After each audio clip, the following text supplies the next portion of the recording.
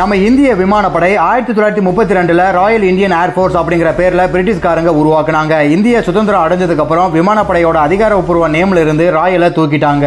இந்திய விமானப்படையின் முதல் விமான பயணம் 1933 நடைமுறைக்கு வந்துச்சு. அந்த விமானத்துல 6 RAF அதிகாரிகள் மற்றும் 19 விமான வீரர்கள் பயணம் செஞ்சிருக்காங்க. 6 வருஷத்துக்கு அப்புறம் நம்ம விமானப்படையின் விமானங்கள் 5ஆ உயர்ந்துச்சு. நம்ம நாட்டு ஆயுத படைகள்ல பெண்களை போர் பணிகள்ல அறிமுகப்படுத்தின முதல் படை இதுதான். அவனி சதுர்வேதி, பாவனா காந்த் மற்றும் மோகனா சிங் இவங்க 3 பேரும் சேர்ந்து பெண் போர் விமானிகளின் முதல் டீமை உருவாக்குனாங்க. நம்ம இந்திய விமானப்படை லடாக்ல ரொம்ப ஹைட்டான இடத்துல, அதாவது 16,604 அடி உயரத்துல லேண்ட் ஆகி உலக சாதனை படைச்சிருக்காங்க. இதுல ஒரு உயரடுக்கு சிறப்பு படைப்பிரிவான கருட் கமாண்டோ படை இருக்கு. இதை 2004 உருவாக்குனாங்க. இந்திய விமானப்படை உலகத்துல 7வது மிகப்பெரிய விமானப்படைகள்ல ஒன்னா பார்க்கப்படுது. அவங்க நம்மளோட வான்வெளியை பாதுகாக்கிறது மட்டும் இல்லாம இயற்கை பேரிடர் காலத்துல மக்களுக்கு உதவி பண்றாங்க.